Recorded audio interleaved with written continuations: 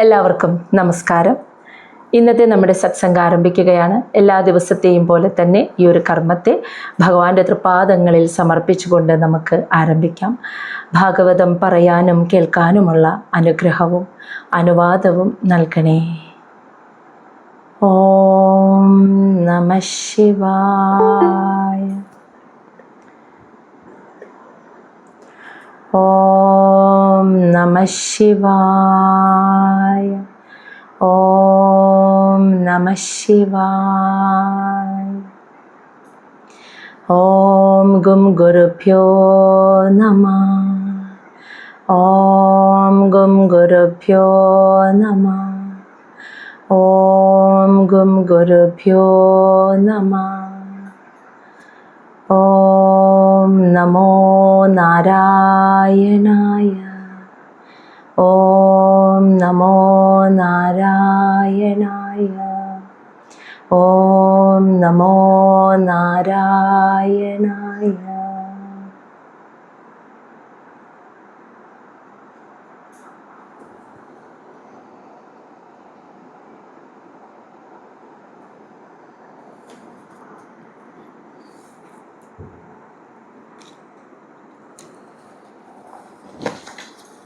ശ്രീമദ് ഭാഗവതം തൃതീയ സ്കന്ധം അധ്യായം 26. കപിലവാസുദേവൻ അമ്മയ്ക്ക് ദേവഹൂതിക്ക് പ്രകൃതിയുടെ അടിസ്ഥാന തത്വങ്ങളെക്കുറിച്ച് വിശദീകരിച്ചു കൊടുക്കുന്നതാണ് നമ്മൾ കണ്ടത്. ആദ്യം പുരുഷനെക്കുറിച്ചും പ്രകൃതിയെക്കുറിച്ചും വേറിട്ട് പറഞ്ഞു കൊടുത്തതിന് ശേഷം പ്രകൃതിയുടെ അടിസ്ഥാന തത്വങ്ങളെക്കുറിച്ച് പറയുകയാണ്. 24 തത്വങ്ങൾ, ഒപ്പം കാലസ്വരൂപനായ ഭഗവാനും കൂടി 25 തത്വങ്ങളാണ് കപില മഹർഷി പറയുന്ന സാഖ്യശാസ്ത്രത്തിൽ പ്രകൃതിയുടെ അടിസ്ഥാന തത്വങ്ങളായി പറയുന്നത്. അതിനുശേഷം ഈ 25 തത്വങ്ങളെക്കുറിച്ച് പറയാണ്. ഭഗവാൻ ഇച്ഛിച്ചപ്പോൾ മഹത്തത്വം, അത് ആ മായയിൽ നിന്ന് ആദ്യം സത്വഗുണം കൂടി നിൽക്കുന്ന അവസ്ഥയിൽ മഹത്തത്വം ഉണ്ടാകുന്നു. അതിൽ രൂപാന്തരം സംഭവിച്ച അഹങ്കാരതത്വം, അത് 3 വിധത്തിൽ, സാത്വികം, രാജസികം, താമസികം, 3 വിധത്തിലുള്ള അഹങ്കാര തത്വം ഉണ്ടാകുന്നു. ഈ അഹങ്കാര തത്വത്തിലെ സാത്വികത്തിൽ നിന്ന് മനസ്സ്, അതായത് സാത്വിക അഹങ്കാരത്തിൽ നിന്ന് അവബോധമാണ് ഉണ്ടാകുന്നത്. മനസ്സ്, മഹത്തത്വമാണ് ചിത്തം എന്ന് പറയുന്നത്, അവബോധം. അതിനുശേഷം അഹങ്കാരതത്വം. അഹങ്കാരം തന്നെ 3ആയി പിരിഞ്ഞതിൽ സാത്വികം, രാജസികം, താമസികം. അതിൽ സാത്വിക അഹങ്കാരത്തിൽ നിന്ന് മനസ്സ്, രാജസിക അഹങ്കാരത്തിൽ നിന്ന് പഞ്ചേന്ദ്രിയങ്ങളും ബുദ്ധിയും ഉണ്ടാകുന്നു, താമസിക അഹങ്കാരത്തിൽ നിന്ന് പഞ്ചഭൂതങ്ങൾ. ഇങ്ങനെയാണ് പറഞ്ഞത്. അതിൽ ആ പഞ്ചഭൂതങ്ങളിൽ ആദ്യം ഉണ്ടായത് ശബ്ദം എന്ന തന്മാത്രയാണ്. പഞ്ചഭൂതങ്ങളുടെ വിഷയങ്ങളും ഉണ്ടല്ലോ. അപ്പം ശബ്ദം എന്ന തന്മാത്രയാണ് ആദ്യം. ആ ശബ്ദം എന്ന തന്മാത്രയിൽ നിന്ന് ആകാശം എന്ന ഭൂതം ഉണ്ടാകുന്നു. അതിനുശേഷം ശബ്ദത്തിൻ്റെ ലക്ഷണങ്ങളും സവിശേഷ ലക്ഷണങ്ങളും ആകാശത്തിൻ്റെ സവിശേഷ ലക്ഷണങ്ങളും പറഞ്ഞു കൊടുക്കുന്നു. അതിനുശേഷം ഈ ആകാശവും ശബ്ദവും, ശബ്ദ തന്മാത്രയിൽ നിന്നുണ്ടായ ആകാശത്തിൻ്റെ തത്വത്തിന്, ഇപ്പം ഈ ആകാശം ഉണ്ടായി എന്ന് പറയുമ്പോൾ നമ്മൾ ഈ ഇപ്പം കാണുന്ന ഞാൻ പറഞ്ഞിരുന്നല്ലോ, നമ്മൾ ആ സ്പേസാണ്, ശൂന്യമായ ഇടമാണ് ആകാശം എന്ന് പറയുന്നത്. ഈ സ്പേസ് അന്ന് അവിടെ ഉണ്ടായിട്ടില്ല. ആകാശത്തിൻ്റെ തത്വമാണ് അവിടെ ഉണ്ടായിരിക്കുന്നത്. ഒന്നും സ്ഥൂല രൂപത്തിൽ ഇപ്പം കാണുന്ന ഈ സ്പേസ് എന്ന് പറയുന്ന ഈ ആകാശം, ഭൂമി, അഗ്നി, വായു, ജലമൊക്കെ ഉണ്ടായി എന്ന് പറഞ്ഞല്ലോ, പഞ്ചഭൂതങ്ങൾ. പക്ഷേ ഇത് സ്ഥൂല രൂപത്തിലല്ല ഉണ്ടായിരിക്കുന്നത്, ഇതിൻ്റെയൊക്കെ തത്വങ്ങളാണ് ഉണ്ടായിരിക്കുന്നത്. അപ്പോൾ ആകാശത്തിൻ്റെ തത്വം അവിടെ ഉണ്ടായപ്പോൾ ഈ ആകാശ തത്വത്തിന് രൂപാന്തരം സംഭവിച്ചപ്പോൾ അടുത്ത വിഷയം, അടുത്ത തന്മാത്രയുണ്ടായി. അതാണ് സ്പർശം എന്ന് പറയുന്നത്. ഈ സ്പർശ തന്മാത്രയുണ്ടായപ്പോൾ അതിൽ നിന്ന് വായു ഉണ്ടായി. അപ്പോൾ വായുവിന് ആദ്യത്തെ ആകാശത്തിൻ്റെ ശബ്ദഗുണവും സ്പർശഗുണവും വായുവിന് 2 ഗുണവും ഒരുമിച്ച് കൂടി ചേർന്നിട്ട് വായു ഉണ്ടായത്. അതിനുശേഷം വായുവിൻ്റെ ഗുണവും ഈ സ്പർശം എന്ന തന്മാത്രയുടെ സവിശേഷ ലക്ഷണങ്ങളെയും വായുവിൻ്റെ ലക്ഷണങ്ങളെയും കുറിച്ച് പറഞ്ഞു കൊടുക്കുന്നിടത്താണ് കഴിഞ്ഞ ദിവസം 37ാമത്തെ ശ്ലോകത്തിൽ അവസാനിച്ചത്. ഇന്ന് 38ാമത്തെ ശ്ലോകം. മറ്റുള്ള തന്മാത്രകളും പഞ്ചഭൂതങ്ങളിൽ ബാക്കി മറ്റു 3 എണ്ണം, അതിൻ്റെ ലക്ഷണങ്ങളും സവിശേഷതകളും അതുണ്ടായത് എങ്ങനെയെന്നുമാണ് ഇന്ന് പറയുന്നത്. ശ്ലോകം 38.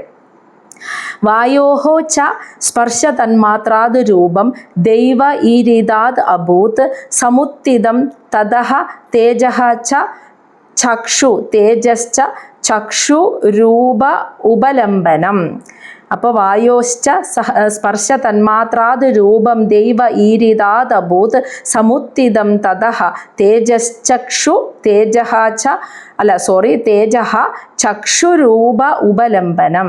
അതായത് സ്പർശ തന്മാത്രാത്, സൂക്ഷ്മമായ സ്പർശ തന്മാത്രയിൽ നിന്നുമുണ്ടായ വായോശ്ച, വായു എന്ന ഭൂതം, അതിന് ആ രൂപം, അതിൽ നിന്നും ആ വായു എന്ന ഭൂതത്തിന് പിന്നീട് രൂപാന്തരം സംഭവിച്ച് അതിൽ നിന്നും രൂപം, ആകൃതി എന്ന തന്മാത്ര ഉണ്ടാകുന്നു. ആകൃതിയുടെ, രൂപത്തിൻ്റെ തന്മാത്ര ഉണ്ടാകുന്നു. ദൈവ ഈരീതാത്, ഭഗവാനാൽ പ്രേരിപ്പിക്കപ്പെട്ടിട്ട്, അതായത് ഭഗവാന്റെ സങ്കല്പത്തിനനുസരിച്ച് അവിടെ തത്വങ്ങൾ ഉണ്ടാവുകയായിരുന്നു. അപ്പോൾ ഭഗവാനാൽ പ്രേരിപ്പിക്കപ്പെട്ട് അഭൂത് എന്ന് വെച്ചാൽ ഉണ്ടായി. അപ്പം സൂക്ഷ്മമായ സ്പർശ തന്മാത്രയിൽ നിന്നുണ്ടായ വായുവിന് പിന്നീട് രൂപാന്തരം സംഭവിച്ചപ്പോൾ അതിൽ നിന്നും രൂപം എന്ന തന്മാത്ര, ആകൃതി, ഏതൊരു വസ്തുവിനും രൂപം, ആകൃതി കിട്ടുന്ന അതിൻ്റെ തന്മാത്ര അവിടെ ഉണ്ടായി. ഇനി പറയാണ് സമുത്തിതം. സമുത്തിതം എന്ന് വെച്ചാൽ ഉദ്ഭവിച്ചു. തതഹ, അതിൽ നിന്ന്, അതായത് ഈ രൂപത്തിൽ നിന്ന് തേജഃ, തേജസ് എന്ന് വെച്ചാൽ അഗ്നി. അഗ്നി എന്ന് പറയുമ്പോൾ ഇന്ന് നമ്മൾ കാണുന്ന അഗ്നിയല്ല, അഗ്നിയുടെ തത്വം അവിടെ സമുത്തിതം, ഉദ്ഭവിച്ചു. അപ്പോൾ രൂപത്തിൻ്റെ തന്മാത്ര ഉണ്ടായപ്പോൾ ആ തന്മാത്രയിൽ നിന്നും അഗ്നി എന്നൊരു തത്വം അവിടെ ഉണ്ടായി. ഇനി ഈ അഗ്നിയെ നമ്മൾ അറിയുന്നത് എന്തുകൊണ്ടായിരിക്കും? അതിന് രൂപമാണ്. അപ്പോൾ രൂപത്തെ സ്വീകരിക്കുന്നത് കണ്ണാണ്. അതാണ് ചക്ഷു രൂപ ഉപലംബനം. ഈ രൂപത്തെ നമുക്ക് ലഭിക്കുന്നതിനുള്ള ഇന്ദ്രിയം എന്ന് പറയുന്നത് ചക്ഷു, നേത്രേന്ദ്രിയമാണ്, കണ്ണുകളാണ്. അതാണ് ആ ശ്ലോകത്തിൽ പറയുന്നത്. അപ്പോൾ സ്പർശതന്മാത്രയിൽ നിന്നുണ്ടായ വായുവിന് പിന്നീട് രൂപം. അപ്പോൾ വായുവിൻ്റെ തത്വത്തിനെ എന്ന് മനസ്സിലാക്കണം. വായുവല്ല ഇന്ന് നമ്മൾ കാണുന്ന സ്ഥൂല രൂപത്തിലുള്ള കാറ്റും ഭൂമിയല്ല, അതിൻ്റെ വായുവിൻ്റെ തത്വത്തിൽ ചെറിയൊരു വ്യതിയാനം സംഭവിച്ചപ്പോൾ അവിടെ രൂപത്തിൻ്റെ തന്മാത്ര ഉണ്ടായി. ഈ രൂപത്തിൻ്റെ തന്മാത്രയിൽ നിന്ന് ആണ് അഗ്നി എന്ന തത്വം. അത് അഗ്നി ഇന്ന് കാണുന്ന തീയല്ല, അഗ്നിയുടെ തത്വം, ഒരു തേജസ് എന്നൊരു തത്വം അവിടെ ഉദ്ഭവിച്ചു. ഈ അഗ്നി, അതോടൊപ്പം തന്നെ ഈ അഗ്നിയെ കാണാനുള്ള, അഗ്നിയെ നമുക്ക് അഗ്നി എന്നതിൻ്റെ രൂപത്തെ കാണുന്നതിന് വേണ്ട കണ്ണ് എന്ന നേത്രേന്ദ്രിയവും അവിടെ ഉദ്ഭവിച്ചു. ഇതെല്ലാം തത്വരൂപത്തിലാണ് ഇപ്പോൾ ഉദ്ഭവിച്ചിരിക്കുന്നത്. ഇനി ഇതിന് സ്ഥൂലരൂപം എപ്പോഴാണ് കിട്ടുക എന്നറിയാലോ? ഈ തത്വങ്ങളൊക്കെ കൂടിച്ചേരുന്നു, അണ്ടമാവുന്നു, കാരണജലത്തിൽ മുങ്ങിക്കിടക്കുന്നു, ഭഗവാൻ പ്രവേശിക്കുന്നു, അണ്ടം വിഭജിക്കുന്നു, അങ്ങനെ വിരാട് പുരുഷൻ ഉണ്ടാകുന്നു. വിരാട് പുരുഷനാണ് ആദ്യത്തെ ഏറ്റവും വലിയ സ്ഥൂലമായ രൂപം എന്ന് പറയുന്നത്. ഏറ്റവും വലുതും ഏറ്റവും ആദ്യത്തെയും സ്ഥൂല രൂപം എന്ന് പറയുന്നത് വിരാട് പുരുഷനാണ്. ഈ വിരാട് പുരുഷന്റെ അവയവങ്ങളായിട്ടാണ് പിന്നീട് സ്ഥൂലമായ കണ്ണ്, മൂക്ക്, എല്ലാ ശരീരരൂപങ്ങളും ഉണ്ടാകുന്നത്. നമ്മൾ ഭാഗവതത്തിന്റെ ആദ്യത്തിൽ അത് മനസ്സിലാക്കിയിട്ടുണ്ട്. അപ്പൊ ഇപ്പൊ ഒക്കെ തത്വങ്ങളാണ് ഉദ്ഭവിച്ചുകൊണ്ടിരിക്കുന്നത്.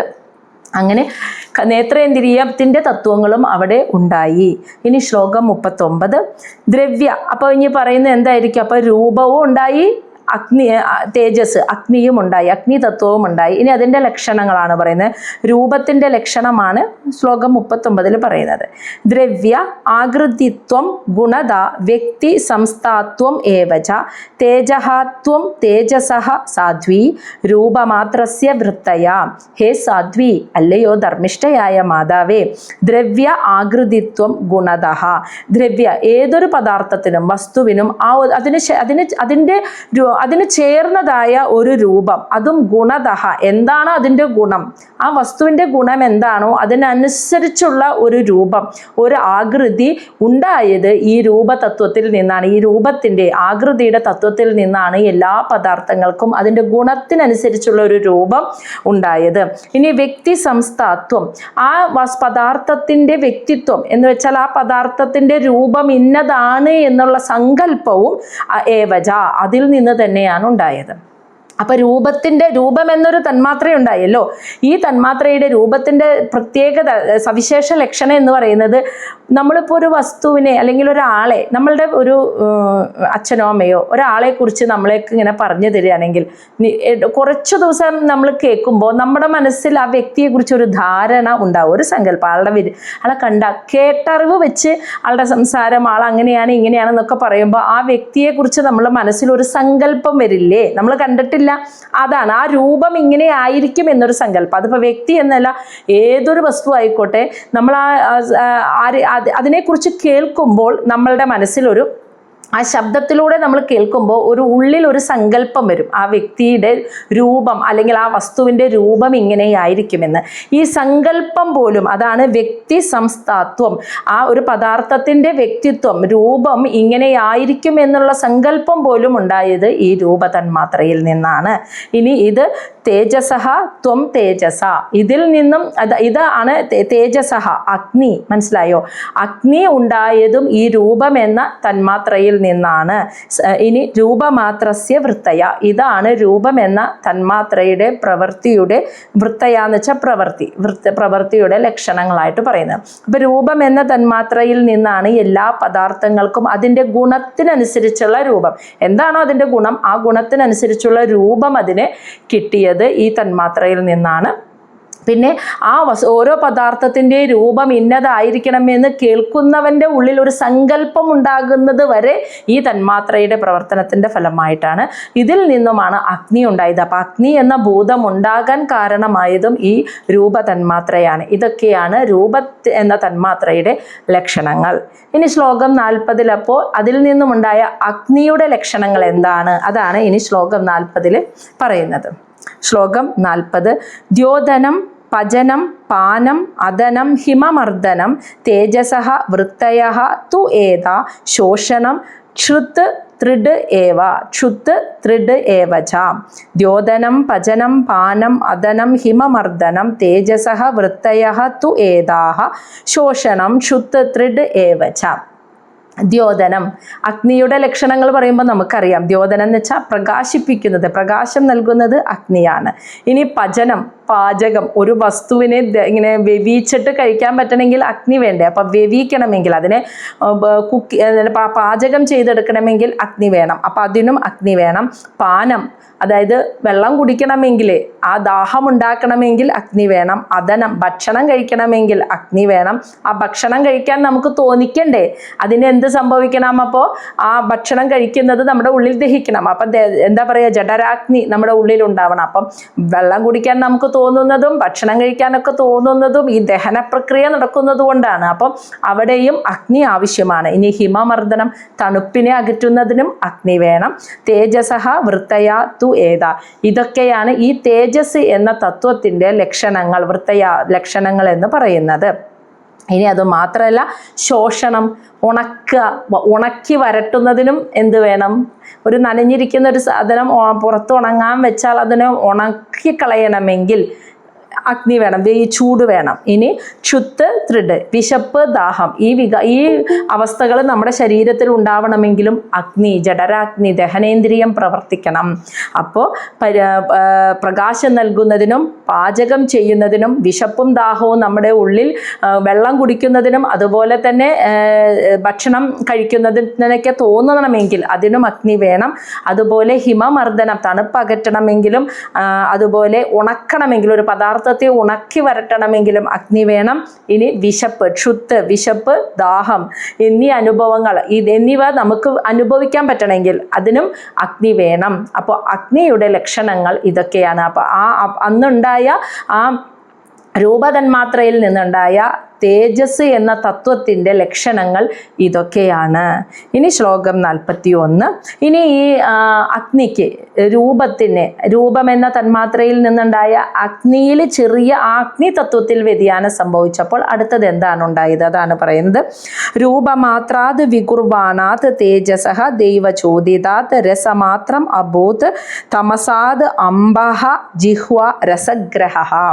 രൂപമാത്രാത് വികുർവാണാത് തേജസഃ ദൈവചോദിതാത് രസമാത്രം അഭൂത് തസ്മാത് അംബഃ ജിഹ്വ രസഗ്രഹഃ.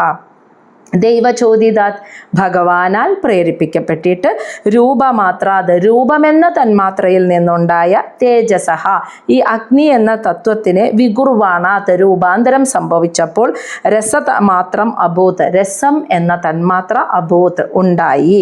തസ്മാത്, അതിൽ നിന്നും അംബഃ, ജലവും ഉണ്ടായി. ഇനി ഈ ജലത്തെ, ആ രസം എന്ന തന്മാത്രയെ നമുക്ക് ആ ഗുണത്തെ നമുക്ക് ലഭിക്കാനായിട്ട്, രസത്തെ നമുക്ക് ലഭിക്കാനായിട്ടുള്ള ഇന്ദ്രിയം ജിഹ്വ, നാവ് എന്ന ഇന്ദ്രിയവും രസഗ്രഹ അവിടെ ഉണ്ടായി. അപ്പം അതിൻ്റെ തത്വവും അവിടെ ഉണ്ടായി എന്നർത്ഥം. അപ്പോൾ രൂപം എന്ന തന്മാത്രയിൽ നിന്നുണ്ടായ അഗ്നി എന്ന തത്വത്തിന് ഭഗവാനാൽ പ്രേരിപ്പിക്കപ്പെട്ടപ്പോൾ ഈ വ്യതിയാനം സംഭവിക്കുന്നത് എന്തുകൊണ്ടാണെന്ന് അറിയാലോ. സത്വരജ തമോ ഗുണങ്ങൾ, ആ മായയുടെ ഈ ത്രിഗുണങ്ങളുടെ വ്യതിചലനം, തോതിൽ വരുന്ന വ്യതിചലനം കൊണ്ടാണ് ഈ ഉണ്ടാകുന്നതിനൊക്കെ വ്യതിയാനം സംഭവിക്കുന്നത്, മാറ്റം സംഭവിക്കുന്നത്. അപ്പോൾ ആ വ്യതിയാനം സംഭവിച്ചപ്പോൾ അവിടെ രസം എന്ന തന്മാത്രയുണ്ടായി. ഈ രസം എന്ന തന്മാത്രയിൽ നിന്നും ജലം എന്ന ഭൂതമുണ്ടായി. ഈ രസം എന്ന തന്മാത്രയെ രസം എന്ന ഗുണത്തെ നമുക്ക് ലഭിക്കാനുള്ള ആ നാവ് എന്ന ഇന്ദ്രിയവും അവിടെ ഉണ്ടായി.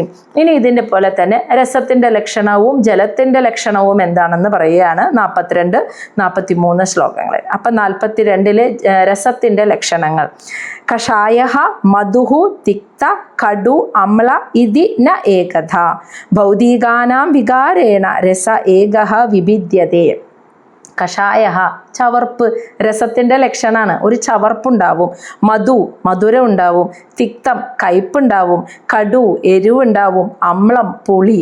ഇതി, ഇപ്രകാരം ന ഏകത, നിരവധി ഗുണങ്ങളോട് കൂടിയതായിട്ടുള്ളതാണ് രസമെങ്കിൽ യഥാർത്ഥത്തിൽ ഭൗതികാനാം വികാരേണ, നിരവധി പദാർത്ഥങ്ങൾ കൂടി കലർന്നപ്പോൾ ഉണ്ടായ ഒരു പ്രത്യേകതയാണ് രസ ഏകഃ, ഏകമായ രസം വിഭിദ്യതേ. വിഭിദ്യത എന്ന് വെച്ചാൽ പലതായി മാറിയത് എന്ന്. അതായത് രസം എന്ന ആ ഒരു തന്മാത്രയ്ക്ക് ഒരൊറ്റ ഇതേ ഉള്ളൂ എന്ന്. രസം എന്ന് പറഞ്ഞാൽ പല രസങ്ങളില്ല. ആ രസത്തിന് ഒരു ഇതേ ഉള്ളൂ, ഒരു രസമേ, ആകെ കൂടി ഒരു രസമേ ഉള്ളൂ. അതാണ് ഏകരസഹ എന്ന് പറയുന്നത്. ഒരു രസമേ ഉള്ളൂ. ഈ രസം ഇങ്ങനെ വിഭിദ്യത എന്ന് വെച്ചാൽ പല രസങ്ങളായി മാറിയത് ഭൗതികാനാം വികാരേണ, മറ്റു പദാർത്ഥങ്ങൾ കൂടി കലർന്ന ഈ രസത്തിനോട്, രസമെന്ന തന്മാത്രയിലേക്ക് മറ്റു പദാർത്ഥങ്ങൾ കൂടി കലർന്നപ്പോൾ രസം പല രസങ്ങളായി പിരിഞ്ഞു. അതാണ് കയ്പ്, മധുരം, എരിവ്, പുളിവ്, ചവർപ്പ് എന്നിങ്ങനെ പല രസങ്ങളായി മാറാനുള്ള കാരണം ഒന്നായ ഒരേ ഒരു ഗുണത്തോടു കൂടിയ ഒരേ ഒരു രസത്തിൽ മറ്റു പദാർത്ഥങ്ങൾ കൂടി കലർന്നപ്പോൾ പല പല രസങ്ങളായിട്ട് മാറി. ഇതാണ് രസത്തിൻ്റെ ലക്ഷണം. അതിന് ആ രസത്തിൽ നിന്നുണ്ടായ ജലത്തിൻ്റെ ലക്ഷണം 43. ക്ലേദനം, പിണ്ഡനം, തൃപ്തി, പ്രാണന, അപ്യായന, ഉന്തനം, താപ, അപനോദ, ഭൂയഃ ത്വം അംബസ വൃത്തയാ തു ഇമാ. ക്ലേദനം, പിണ്ഡനം, തൃപ്തി, പ്രാണന, അപ്യായന, ഉന്തനം, താപ, അപനോദ, ഭൂയഃ ത്വം അംബസഃ വൃത്തയ തു ഇമാഹ. ഇനി അപ്പോൾ ജലത്തിൻ്റെ ലക്ഷണങ്ങളാണ് പറയുന്നത് കേട്ടോ. ക്ലേദനം, നനയ്ക്കുന്നത്, ഏതൊരു പദാർത്ഥത്തെയും നനയ്ക്കുന്നത് ജലമാണ്. പിണ്ഡനം, അതായത് വിവിധ വസ്തുക്കൾ. പിണ്ഡനം എന്ന് പറയുമ്പോൾ നമുക്ക് പെട്ടെന്ന് ഓർമ്മ വരും എന്താ? പിണ്ഡം വെക്കുക അല്ലേ? പിതൃക്കൾക്ക് നമ്മൾ പിണ്ഡം വെക്കുന്നതിനെ നമുക്ക് പെട്ടെന്ന് ഓർമ്മ വരും. പിണ്ഡം വെക്കുമ്പോൾ നമ്മൾ എന്താ ചെയ്യുക? ആ പച്ചരി, അതിൽ വേണ്ട പദാർത്ഥങ്ങളെ ഒക്കെ ചേർത്തിട്ട് ഇങ്ങനെ കുഴച്ച് ഉരുട്ടിയിട്ട് ഒരു ഉരുളയായിട്ടാണ് നമ്മൾ അവിടെ വെക്കുക അല്ലേ? അങ്ങനെ വെക്കണമെങ്കിൽ ഒന്ന് ആലോചിച്ച് നോക്കൂ. ഈ പദാർത്ഥങ്ങളൊക്കെ ഒരു ജലാംശം ഇല്ലെങ്കിൽ നമുക്കിതിന് ഉരുട്ടാൻ പറ്റുമോ? എല്ലാ പദാർത്ഥത്തിലും ഇപ്പോൾ പച്ചരി ആണെങ്കിലും ഇതൊക്കെ ഇങ്ങനെ വിട്ട് കിടക്കുന്ന സാധനങ്ങളാണെങ്കിൽ ഇതിനെ നമുക്കിങ്ങനെ ഉരുട്ടി ഒരു ഉരുളയാക്കി നമുക്ക് വെക്കാൻ പറ്റില്ല. അപ്പം അതിൽ ജലാംശം വരുമ്പോൾ മാത്രമേ അതിനെ എല്ലാ പദാർത്ഥങ്ങളെയും പിണ്ഡമാക്കി വെക്കേണ്ട എല്ലാത്തിനെയും കൂട്ടി ഇങ്ങനെ ഉരുട്ടി ഉരുളയാക്കി നമുക്ക് വെക്കാൻ പറ്റുള്ളൂ. അത് യോജിക്കണമെങ്കിൽ നനവ് വേണം. അപ്പോൾ അതാണ് പിണ്ഡനം. വിവിധ വസ്തുക്കളെ ഉരുട്ടി ഉരുളയാക്കി വെക്കണമെങ്കിൽ അത് ജലം വേണം. തൃപ്തി, അതായത് എല്ലാത്തിനും ഉപരി വെള്ളം കുടിച്ചാൽ നമുക്കൊരു പൂർണ്ണ ഒരു തൃപ്തി വരുന്നു. ഭക്ഷണം മാത്രം കഴിച്ചാലും ഭക്ഷണം കഴിച്ചു കഴിഞ്ഞാൽ നമുക്കൊരു തൃപ്തി വരില്ല. വെള്ളം കുടിക്കുമ്പോഴാണ് ഒരു സംതൃപ്തി പൂർണ്ണമായും കിട്ടണമെങ്കിൽ വെള്ളം കുടിക്കണം. അപ്പം അതിൻ്റെ ഒരു തൃപ്തി തരാൻ ജലത്തിന് കഴിയുന്നു. പ്രാണന, എല്ലാ ജീവികളുടെയും മാരുടെയും ജീവനെ നിലനിർത്തുന്നതിനും ജലം ആവശ്യമാണ്. ഇനി അപ്യായന, ക്ഷീണം തീർക്കുന്നതിന്, ദാഹിച്ചു വരുമ്പോൾ ആ ക്ഷീണം തീർക്കുന്നതിനും ജലം അത്യാവശ്യമാണ്. ഉന്തനം, ഒരു വസ്തുവിനെ, ഹാർഡായിട്ടിരിക്കുന്ന ഒരു വസ്തുവിനെ സോഫ്റ്റാക്കാൻ, മൃദുവാക്കാനും ജലം ആവശ്യമാണ്. ഇങ്ങനെ താപ അപനോദ, അതായത് ചൂടിനെ കുറയ്ക്കാനും, അതാണ് താപ അപനോദ, ചൂടകറ്റാനും നമുക്ക് ജലം ആവശ്യമാണ്. ഇനി ഭൂയഃ ത്വം അംബസ, അതായത് അംബസ എന്ന് വെച്ചാൽ ജലത്തിൻ്റെ, ഭൂയഃ എന്ന് പറഞ്ഞാൽ ത്വം ഭൂയഃ എന്ന് വെച്ചാൽ, ഭൂയസ്ത്വം എന്ന് വെച്ചാൽ ഇങ്ങനെ കവിഞ്ഞൊഴുകാന്ന് ഒരു പാത്രത്തിലോ അല്ലെങ്കിൽ എവിടെയെങ്കിലും അത് ഇങ്ങനെ കവിഞ്ഞൊഴുകുന്നതും ജലത്തിൻ്റെ ഒരു സവിശേഷതയാണ്. അവിടെ തന്നെ നിൽക്കില്ല, അതിങ്ങനെ കവിഞ്ഞൊഴുകും. അതാണ് ഇപ്പം നദിയാണെങ്കിലും ഒക്കെ കവിഞ്ഞൊഴുകുന്നത് കണ്ടിട്ടില്ല. അപ്പം ആ കവിഞ്ഞൊഴുകുന്നത് ജലത്തിൻ്റെ ഒരു സവിശേഷതയാണ്. ഇതെല്ലാമാണ് അംബസഹ വൃത്തയ തു ഇമ എന്ന് വെച്ചാൽ ഇവയെല്ലാമാണ് അംബസഹ വൃത്തയ ജലത്തിൻ്റെ സവിശേഷ ലക്ഷണങ്ങളായി പറയുന്നത്. അപ്പോൾ എല്ലാ വസ്തുക്കളെയും നനയ്ക്കുക, പല പല പദാർത്ഥങ്ങളെ ഒരുമിച്ച് കൂട്ടി ഉരുട്ടി വയ്ക്കാൻ ജലം വേണം, ഒരു പൂർണ്ണ സംതൃപ്തിക്ക് ജലം വേണം, പ്രാണൻ ജീവനെ നിലനിർത്താൻ ജലം വേണം, ക്ഷീണം തീർക്കാൻ അതുപോലെ കട്ടിയോടുകൂടിയിരിക്കുന്ന ഒരു വസ്തുവിനെ മൃദുവാക്കാൻ ജലം വേണം, ചൂടിനെ കുറയ്ക്കാൻ ജലം വേണം, പിന്നെ കരകവിഞ്ഞൊഴുകുന്നതും ജലത്തിൻ്റെ സ്വഭാവ സവിശേഷതകളായിട്ടാണ് പറയുന്നത്. അങ്ങനെയുള്ള ജലം എന്ന പഞ്ചഭൂതങ്ങളിൽ നാലാമത്തെ ജലം എന്ന ഈ ജലത്തിൻ്റെ തത്വം, അവിടെ തത്വമാണ് ഉണ്ടാകുന്നത്, ഈ തത്വത്തിൻ്റെ സവിശേഷ ലക്ഷണങ്ങളായിട്ട് അദ്ദേഹം കപിലവാസുദേവൻ അമ്മയ്ക്ക് പറഞ്ഞു കൊടുക്കുകയാണ്. ഇനി അടുത്തതാണ് അഞ്ചാമത്തെ, ഈ ജലത്തിൻ്റെ തത്വത്തിൽ നിന്നും ഉണ്ടാകുന്ന അടുത്ത തന്മാത്രയാണ് ഗന്ധം. അത് ശ്ലോകം 44. രസതന്മാത്രാത് വിഗുർവാണാത് അംബസഹ ദൈവചോദിത ഗന്ധമാത്രം അഭൂത് തസ്മാത് പൃഥ്വി ഘ്രാണഃ തു ഗന്ധകഃ. ദൈവചോദിത, ഭഗവാനാൽ മായ ഇളകുന്നു. ആ വ്യതിയാനത്താൽ രസതന്മാത്രയ്ക്ക് നിന്നുമുണ്ടായ അംബസഹ ജലത്തിന് വിഗുർവാണാത് രൂപാന്തരം സംഭവിച്ചു. അവിടെ സംഭവിച്ചപ്പോൾ ഗന്ധതന്മാത്ര അബോധ, ഗന്ധമാത്രം അബോധ, ഗന്ധതന്മാത്ര അവിടെ ഉണ്ടായി. തസ്മാത് അതിൽ നിന്ന് പൃഥ്വി, ഏറ്റവും വലിയ പഞ്ചഭൂതങ്ങളിൽ എല്ലാ ഗുണങ്ങളും ചേർന്ന ഭൂതമായ മഹാഭൂതമായിട്ടുള്ള പൃഥ്വി അവിടെ ഉണ്ടായി. ഇനി ഈ ഗന്ധതന്മാത്രയെ നമുക്ക് ഗന്ധം എന്ന ഗുണത്തെ ലഭിക്കുന്നതിന് വേണ്ട ഘ്രാണസ്തു, ഘ്രാണേന്ദ്രിയം, മൂക്ക്, നാസിക, ഘ്രാണേന്ദ്രിയവും അവിടെ ഉണ്ടായി. മനസ്സിലായില്ലേ? അപ്പോൾ അവസാനത്തെ പഞ്ചഭൂതങ്ങളിലെയും അതിൻ്റെ തന്മാത്രകളും ഉണ്ടായതിനെ കുറിച്ചാണ് വിശദീകരിച്ചു കൊടുത്തത്. അപ്പോൾ ഇനി ഗന്ധത്തിൻ്റെ ലക്ഷണങ്ങളും ഭൂമിയുടെ ലക്ഷണങ്ങളാണ് ഇനി പറയാൻ പോകുന്നത്. ശ്ലോകം 45, ഗന്ധത്തിൻ്റെ ലക്ഷണം. കരംബ പൂതി സൗരഭ്യ ശാന്ത ഉഗ്ര അമ്ല ആദിഭിഹി പൃഥക് ദ്രവ്യ അവയവ വൈഷമ്യാത് ഗന്ധ ഏകഃ വിഭിദ്യതേ. കരംബ എന്ന് വെച്ചാൽ ഇപ്പം ഗന്ധത്തിൻ്റെ ലക്ഷണമാണ് പറയുന്നത്. അപ്പം നമ്മൾ മണം, ആ ഗന്ധം പല വിധത്തിലല്ലേ, എന്തൊക്കെയാ? കരംബ എന്ന് വെച്ചാൽ ഒരു സമ്മിശ്രമായ മണം എന്നാണ് ഭാഗവതത്തിൽ പറയുന്നത്. അതായത് എന്തിൻ്റെ മണമാണെന്ന് നമുക്ക് പറയാൻ പറ്റില്ല, കുറേ പദാർത്ഥങ്ങൾ, കുറേ മണങ്ങൾ കൂടിച്ചേർന്ന ഒരു സമ്മിശ്ര മണം, അതാണ് കരംബ. പൂതി എന്ന് വെച്ചാൽ ദുർഗന്ധം കേട്ടോ. സൗരഭ്യ എന്ന് വെച്ചാൽ സുഗന്ധം. ശാന്തം എന്ന് വെച്ചാൽ ദുർഗന്ധവും ഇല്ല സുഗന്ധവും അല്ല, ഒരു സൗമ്യമായ ഗന്ധം, അതാണ് ശാന്തം. ഉഗ്രം എന്ന് വെച്ചാൽ രൂക്ഷമായ ഗന്ധം. അമ്ളം എന്ന് വെച്ചാൽ പുളിച്ച മണം എന്ന് പറയില്ലേ, അത്. എന്നിങ്ങനെ ആദി മുതലായ പൃഥക് വെവ്വേറെ ആയിട്ടുള്ള ഗന്ധങ്ങൾ. ഇവിടെയും നമ്മൾ നേരത്തെ രസം പറഞ്ഞതുപോലെ ഗന്ധ ഏകഃ, ഗന്ധം ഒന്നേ ഉള്ളൂ, ഒരേ ഒരു ഗന്ധമാണ്. അത് ദ്രവ്യ അവയവ വൈഷമ്യാത്, മറ്റ് ദ്രവ്യങ്ങളുടെ പദാർത്ഥങ്ങൾ കൂടി കലർന്നപ്പോൾ അതിൽ വ്യതിയാനം സംഭവിച്ചിട്ട് വിഭിദ്യതേ, പല പല ഗന്ധങ്ങളായിട്ട് മാറി. ാണ് ഗന്ധമാകെ കൂടി ഒരേ ഒരു ഗന്ധമുള്ളൂ. പക്ഷേ ഈ ഗന്ധ തന്മാത്രയിലേക്ക് മറ്റു പദാർത്ഥങ്ങൾ കലർന്നപ്പോൾ ഒരു പുളിച്ച മണം വരാൻ തുടങ്ങി. ദുർഗന്ധം, സുഗന്ധം, സൗമ്യമായ ഗന്ധം, അതുപോലെ രൂക്ഷമായ ഗന്ധം, എന്താണെന്ന് പറയാൻ കഴിയാത്ത ഒരു സമ്മിശ്രമായ ഗന്ധം. അങ്ങനെയൊക്കെ പല വിധത്തിലുള്ള ഗന്ധങ്ങളുടെ തന്മാത്രകളും അവിടെ ഉണ്ടായി. അതാണ് പറയുന്നത്. ആ പദാർത്ഥങ്ങളുടെ കലർപ്പ് വന്നപ്പോഴാണ് അങ്ങനെ ഉണ്ടായത്. ഇതൊക്കെയാണ് ഗന്ധത്തിൻ്റെ ലക്ഷണം. ഇനി ഭൂമിയുടെ ലക്ഷണം. ശ്ലോകം 46. ഭാവനം ഭ്രമണഃ സ്ഥാനം ധാരണം സത്വിശേഷണം സർവസത്വഗുണോദ്ഭേദ പൃഥ്വി വൃത്തിലക്ഷണം. അതായത് ഇവിടെ പറയുന്ന ബ്രഹ്മണഃ എന്ന് വെച്ചാൽ അപ്രകൃതി, അബ്രഹ്മം, അതിൻ്റെ ഒരു രൂപം, അതിൻ്റെ ഒരു സ്ഥൂല രൂപം എന്ന് പറയണമെങ്കിൽ ഭാവനം, ഒരു രൂപകൽപ്പന ചെയ്യാൻ പറ്റിയ, ഭാവനയിൽ സങ്കല്പിക്കാൻ പറ്റിയ, ഈ ബ്രഹ്മത്തിനെ ഒരു ഭാവനയിൽ സങ്കല്പിക്കാൻ പറ്റിയ ഒരു രൂപം എന്ന് പറയുന്നത് ഭൂമിയാണ്. സ്ഥാനം എന്ന് വെച്ചാൽ എല്ലാ ജീവജാലങ്ങൾക്കും വസിക്കാനുള്ള ഇടമാണ് ഈ ഭൂമി. ധാരണം, എല്ലാ പദാർത്ഥങ്ങളെയും അത് ഉൾക്കൊള്ളുന്നതാണ്. സത്വിശേഷണം എന്ന് വെച്ചാൽ ആകാശം എന്ന ഒരു ശൂന്യതയെ പലതായി വിഭജിച്ചതും ഈ ഭൂമിയാണെന്ന്.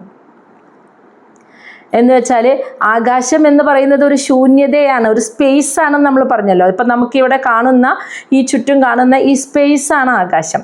അങ്ങനെ നിങ്ങളൊന്ന് സങ്കല്പിക്കുക, അങ്ങനെ ശൂന്യമായ ഒരു സ്പേസ്, അവിടെ ഭൂമി ഉണ്ടാകുമ്പോൾ ആ സ്പേസിനെ ഇടത് വലത് കിഴക്ക് പടിഞ്ഞാറ് വടക്ക് എന്നിങ്ങനെ ആ ഭൂമിയാണ് ആ സ്പേസിനെ, ആ ശൂന്യമായ സ്പേസിനെ പലതാക്കിയത്. അതിൻ്റെ ഇടയിൽ ഒരു വിടവുണ്ടാക്കി, അല്ലെങ്കിൽ അതിനെ പലതായിട്ട് തരം തിരിച്ചത്, ആ സ്പേസിനെ തരം തിരിച്ചത് കിഴക്ക് പടിഞ്ഞാറ് വലത് അതുപോലെ തെക്ക് എന്നിങ്ങനെ അതിനെ വേർതിരിച്ചത്, വടക്ക് എന്ന് വേർതിരിച്ചത് ഈ ഭൂമിയാണ്. അപ്പോൾ എല്ലാ പദാർത്ഥങ്ങൾക്കും എല്ലാ ജീവജാലങ്ങൾക്കും വസിക്കാനുള്ള വാസസ്ഥലമാണ്, എല്ലാ പദാർത്ഥങ്ങളെയും ഉൾക്കൊള്ളുന്നതാണ്. ഈ ബ്രഹ്മത്തിന് ഭാവനയിൽ ഒരു മാതൃകാ രൂപം എന്ന് സങ്കല്പിക്കുമ്പോൾ ഭൂമിയെയാണ് എപ്പോഴും ഓർമ്മ വരിക. പിന്നെ ആകാശമാകുന്ന ആ ശൂന്യമായ സ്പേസിനെ, ആ സ്ഥലത്തിനെ പല സ്ഥലങ്ങളായിട്ട് ഒന്ന് പിരിച്ചത്, അതിനിടയിൽ ഒരു ഇന്ന ഭൂമിയുടെ തെക്കുഭാഗം വടക്കുഭാഗം, അപ്പോൾ ഒരു വേർതിരിവായിട്ട് വന്നത്, ആ ശൂന്യമായ സ്പേസിനെ അങ്ങനെ വേർതിരിച്ചതും ഈ ഭൂമിയാണ്. ഇനി സർവസത്വ ഗുണോദ്ഭേദ, സർവ പദാർത്ഥങ്ങളുടെയും ഗുണങ്ങൾ ഉൾക്കൊള്ളുന്നതാണ്, എല്ലാത്തിൻ്റെയും ഗുണങ്ങൾ ഉദ്ഭവിച്ചതും ഈ ഭൂമിയിലാണ്. പൃഥ്വി ലക്ഷണം വൃത്തി ലക്ഷണം ഇതൊക്കെയാണ് ഭൂമിയുടെ സവിശേഷ ലക്ഷണങ്ങളായിട്ട് പറയുന്നത്. അപ്പം എല്ലാത്തിൻ്റെയും വാസസ്ഥലം, ഈ ബ്രഹ്മത്തിനൊരു ഭാവനാസങ്കല്പം വരുമ്പോൾ അതൊരു ഭൂമിയുടെ മാതൃക. പിന്നെ എല്ലാ പദാർത്ഥങ്ങളെയും ഉൾക്കൊള്ളുന്നതും, പിന്നെ ആകാശമാകുന്ന ആ ശൂന്യമായ സ്ഥലത്തിൽ ഒരു ഇടങ്ങൾ പല പല ഇടങ്ങളായി വേർതിരിച്ച് ഭൂമിയാണ്. എല്ലാ ജീവജാലങ്ങളുടെയും ഗുണങ്ങൾ ഉത്ഭവിച്ചത് ഈ ഒരു ഭൂമിയിലാണ്. ഇതൊക്കെയാണ് ഭൂമിയുടെ ലക്ഷണമായിട്ട് പറയുന്നത്. ഇനി ശ്ലോകം. അപ്പം പഞ്ചഭൂതങ്ങൾ, പഞ്ചതന്മാത്രകൾ, അതിൻ്റെ തന്മാത്രകൾ 5 അപ്പം 10 അന്ധകരണങ്ങളായിട്ടുള്ള മനസ്സ് ബുദ്ധി അഹങ്കാരം ചിത്തം ഇതൊക്കെ പറഞ്ഞു നമ്മൾ. അതുപോലെ പഞ്ചേന്ദ്രിയങ്ങൾ കർമ്മേന്ദ്രിയങ്ങൾ ഇതൊക്കെ ഉണ്ടായതിനെക്കുറിച്ച് പറഞ്ഞു കൊടുത്തു. ഇനി ശ്ലോകം 47 പറയാണ്, ഇനി ഓരോന്നിൻ്റെയും ഇന്ദ്രിയങ്ങളെ അവിടെ എങ്ങനെ ഉദ്ഭവിച്ചു എന്ന്. നഭഃ ഗുണവിശേഷ അർത്ഥ യസ്യ തത് ശ്രോത്രം ഉച്യതേ, വായോഃ ഗുണവിശേഷ അർത്ഥ യസ്യ തത് സ്പർശനം വിദുഃ. അടുത്ത ശ്ലോകം കൂടി നോക്കുക, 48. തേജോ ഗുണവിശേഷ അർത്ഥ യസ്യ തത് ചക്ഷു ഉച്യതേ, അംബോ ഗുണവിശേഷ അർത്ഥ യസ്യ തത് രസനം വിദുഃ, ഭൂമേ ഗുണവിശേഷാർത്ഥ വിശേഷ അർത്ഥ യസ്യ സഘ്രാണ ഉച്യതേ. അല്ലെ, ഇതിൻ്റെയൊക്കെ ഇന്ദ്രിയങ്ങൾ ഉണ്ടായതാണ് പറയുന്നത്. അതാണ് ഇവിടെ പറയുന്നത്. നഭ ഗുണവിശേഷാഹ, നഭഃ ആകാശത്തിൻ്റെ ഗുണവിശേഷമായിട്ടുള്ള, എന്തായിരിക്കും ആകാശത്തിൻ്റെ ഗുണവിശേഷം? ശബ്ദം അല്ലേ. ഈ ശബ്ദത്തെ യസ്യ അർത്ഥഃ, യസ്യ എന്ന് വെച്ചാൽ ഏതൊരു ഇന്ദ്രിയത്തിലൂടെയാണോ ഏതൊരു ഇന്ദ്രിയത്തിലൂടെയാണോ ഈ ശബ്ദത്തെ നമ്മൾ അറിയുന്നത്, അർത്ഥഃ എന്ന് വെച്ചാൽ നമുക്ക് ലഭിക്കുന്നത്, തത് അതിനെ ശ്രോത്രം ഉച്യതേ, ശ്രോത്രേന്ദ്രിയം അല്ലെങ്കിൽ ചെവി എന്ന് പറയുന്നു എന്ന്. അപ്പോൾ ആകാശത്തിൻ്റെ ഗുണവിശേഷമായിട്ടുള്ള ശബ്ദം എന്ന തന്മാത്രയെ അത് ഏതൊരു ഇന്ദ്രിയത്തിൻ്റെ വിഷയമാണ്. അതാണ് യസ്യ അർത്ഥഃ, ഏതൊരു ഇന്ദ്രിയത്തിൻ്റെ വിഷയമാവുക എന്ന് വെച്ചാൽ ഏതൊരു ഇന്ദ്രിയത്തിലാണ് അത് സ്വീകരിക്കുന്നത്, ആ ശബ്ദത്തെ സ്വീകരിക്കുന്നത്, ആ ഇന്ദ്രിയത്തെ ശ്രോത്രേന്ദ്രിയം എന്ന് വിളിക്കുന്നു.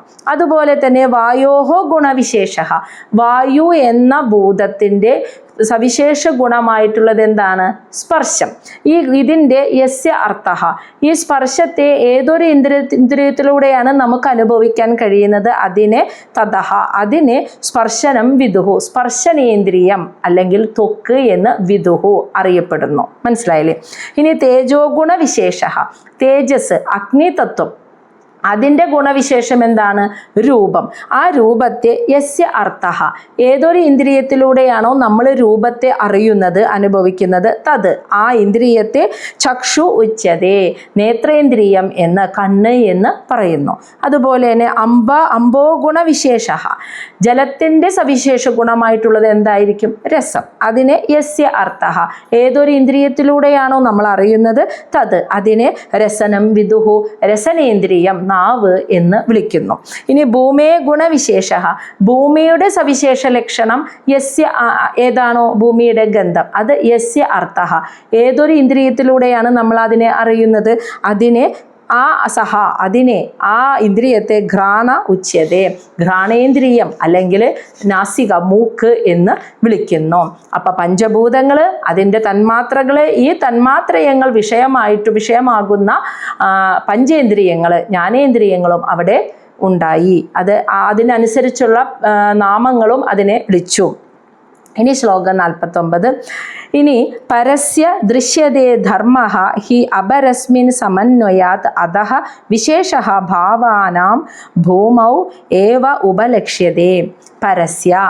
പരസ്യ ധർമ്മ എന്ന് വെച്ചാൽ ആദ്യം ഉണ്ടാകുന്ന ഗുണങ്ങളുണ്ടല്ലോ, അതിൻ്റെ ധർമ്മം, അതിൻ്റെ സവിശേഷ ഗുണം, ആദ്യം ഉണ്ടായ തന്മാത്രകളുടെ ഗുണമേതാണോ അല്ലെങ്കിൽ പഞ്ചഭൂതങ്ങളുടെ ഗുണമേതാണോ അത് അപരസ്മിൻ പിന്നീട് വരുന്ന തന്മാത്രകളുടെ പഞ്ചഭൂതങ്ങളുടെ ഗുണങ്ങളിലേക്ക് സമന്വയാത്ത് ക്രമത്തിൽ കൂടിച്ചേരുന്നതായിട്ട് ദൃശ്യതേ ഇവിടെ പറഞ്ഞു വെച്ചിട്ടുണ്ട്. അതായത് ഏറ്റവും ആദ്യം ഉണ്ടായ ശബ്ദ തന്മാത്രയിൽ നിന്ന് ആകാശം ഉണ്ടായിട്ട് ഈ ആകാശ തന്മാത്രയിൽ രൂപാന്തരം സംഭവിച്ചപ്പോൾ സ്പർശമുണ്ടായത് വെറുതെ ഉണ്ടാവുകയല്ല, ഈ സ്പർശം ഉണ്ടായിട്ട് അതിൽ നിന്ന് വായു ഉണ്ടാവും. അപ്പോൾ വായുവിന് സ്പർശഗുണമുണ്ട്, ആദ്യത്തെ ശബ്ദഗുണമുണ്ട്. അപ്പം ആദ്യം ഉണ്ടാകുന്നത് പിന്നീട് വരുന്ന പഞ്ചഭൂതങ്ങളുടെ ഗുണങ്ങളിലേക്ക് ലയിച്ചു ചേരുന്നു. പിന്നീടുണ്ടായ ആകൃതിക്ക്, രൂപത്തിന് ഈ രൂപവും കിട്ടി, അതിൻ്റെ തൊട്ടു മുന്നത്തേൻ്റെ ഗുണം എന്തായിരുന്നു? സ്പർശവും കിട്ടി.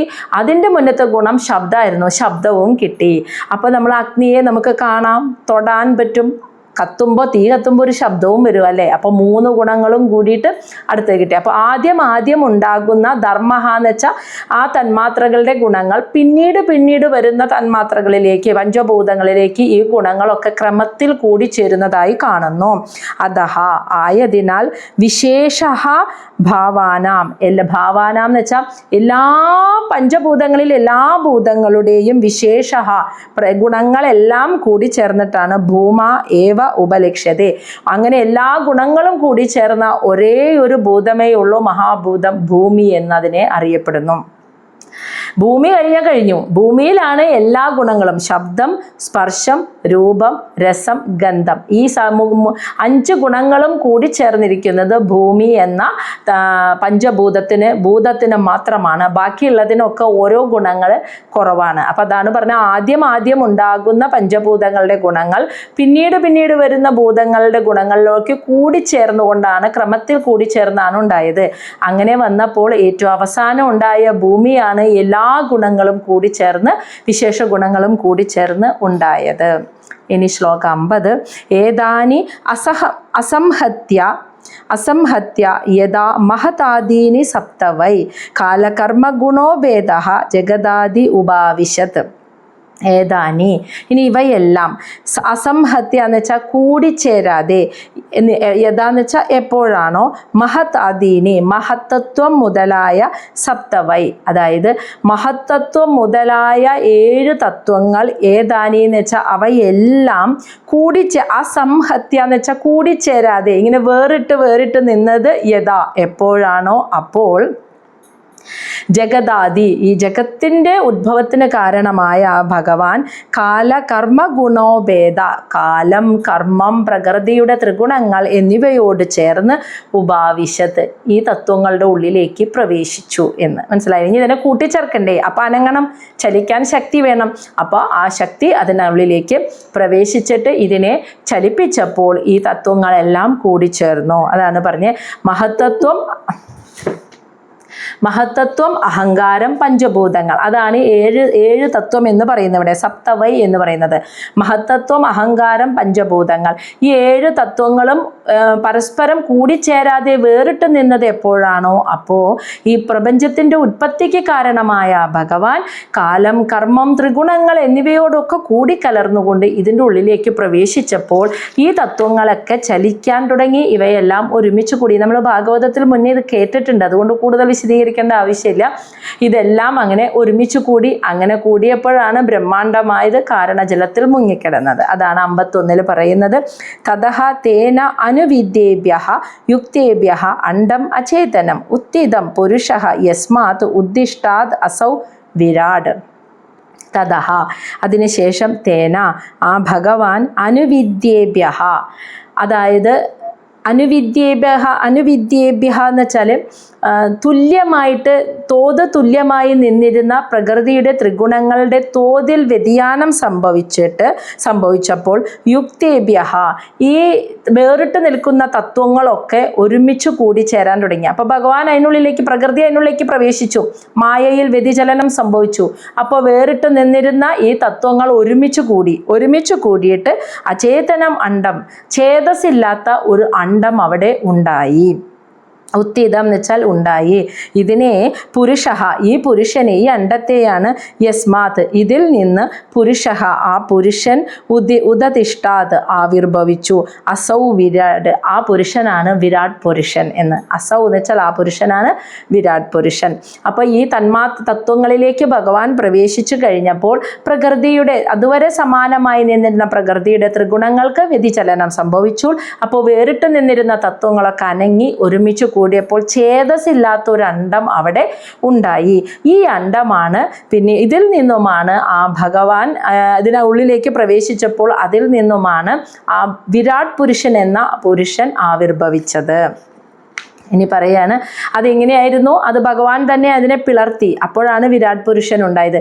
വിരാട് പുരുഷനാണ് പഞ്ചേന്ദ്രിയങ്ങൾ കൊണ്ട് നമുക്ക് കാണാൻ കഴിയുന്ന. അപ്പോൾ വിരാട് പുരുഷനെ നമുക്ക് കാണാൻ കഴിയില്ല. വിരാട് പുരുഷൻ്റെ വാസസ്ഥാനം മനസ്സാണ് എന്ന് നമുക്കറിയാം. പക്ഷെ മനസ്സിൽ നമുക്കൊരു രൂപസങ്കല്പം വരുന്നില്ലേ? അപ്പോൾ മനസ്സാകുന്ന ഇന്ദ്രിയങ്ങൾ കൊണ്ടെങ്കിലും നമുക്ക് സങ്കല്പിക്കാൻ പറ്റുന്നുണ്ട്. അതാണ് ഏറ്റവും വലിയ സ്ഥൂല രൂപം എന്ന് വിരാട് പുരുഷനെ പറയുന്നത്. അപ്പോൾ നമുക്കൊരു സങ്കല്പം വരുന്നുണ്ട്. മറ്റേ നമുക്ക് ഒന്നും നമുക്ക് സങ്കല്പം ഇല്ല, അറിയില്ല നമുക്ക്. കാരണം പഞ്ചേന്ദ്രിയങ്ങൾ കൊണ്ട് ഒരു തരത്തിലും അറിയാൻ സാധിക്കാത്തതാണ്. വിരാട് പുരുഷനാണ് തൊട്ടാണ് അത് നമുക്ക് സങ്കല്പിക്കാനെങ്കിലും പറ്റുന്നത്. അപ്പോൾ ശ്ലോകം 52 ഇനി ആ വിരാട് പുരുഷൻ, ഈ അണ്ഡം പൊട്ടിയാണ് വിരാട് പുരുഷൻ ഉണ്ടാകുന്നത്. അതാണ് ഇനി പറയുന്നത്. ഏതദണ്ഡം വിശേഷാക്യം ക്രമവൃതൈ ദശ ഉത്തരൈഹി തോയ ആദിഭിഹി പരിവൃതം പ്രധാനേന ആവൃതൈ ബഹി യത്ര ലോകവിധാനഃ അയം രൂപം ഭഗവതഃ ഹരേഃ. ഏതദണ്ഡം വിശേഷാക്യം ക്രമവൃദ്ധൈ ദശ ഉത്തരൈഃ തോയ ആദിഭിഃ പരിവൃതം പ്രധാനേന ആവൃതൈ ബഹിഃ യത്ര ലോകവിധാനഃ അയം രൂപം ഭഗവതഃ ഹരേഃ. ഏതദ് അണ്ഡം, ഈ ബ്രഹ്മാണ്ഡം, വിശേഷാക്യം, വിശേഷം എന്ന് വിളിക്കപ്പെടുന്ന, അപ്പം ബ്രഹ്മാണ്ഡത്തിനെ വിളിക്കുന്ന പേരാണ് വിശേഷം എന്നിട്ടാ. വിശേഷം എന്ന് വിളിക്കപ്പെടുന്നതാണ് ഈ ബ്രഹ്മാണ്ഡം. ആ ബ്രഹ്മാണ്ഡം ഒരു ബ്രഹ്മാണ്ഡത്തിന്റെ രൂപത്തിലായല്ലോ.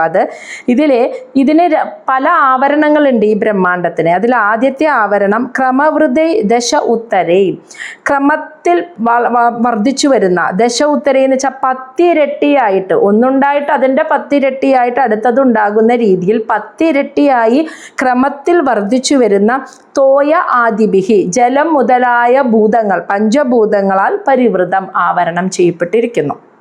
അപ്പോൾ ഈ ഉണ്ടായ ബ്രഹ്മാണ്ഡത്തിന് ആവരണമുണ്ട്, തൊട്ടൊരു ആവരണമുണ്ട്. ആ ആവരണം എന്ന് പറയുന്ന പഞ്ചഭൂതങ്ങൾ. അതിൻ്റെ പ്രത്യേകതയാണ് പറയുന്നത്. ഒന്നുണ്ടായി പിന്നേതുണ്ടാകുന്നത് 10 ഇരട്ടിയായിട്ട് വർദ്ധിച്ചിട്ടാണെന്ന്.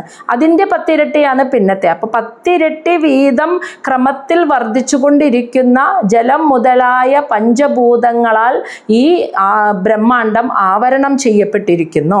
ഇനി അതുമാത്രമല്ല, പ്രധാനേന ആവൃതൈ ബഹിഹി, ഈ ബ്രഹ്മാണ്ഡത്തിന്റെ ബഹി, പുറത്ത് ഈ പഞ്ചഭൂതങ്ങളും കഴിഞ്ഞിട്ട് അടുത്തൊരാവരണമുണ്ട് അതിൻ്റെയും പുറത്ത്. അത് പ്രധാനം എന്ന പേരിൽ അറിയപ്പെടുന്ന ആവരണമാണ്. പ്രധാനം എന്താണെന്നറിയില്ലേ?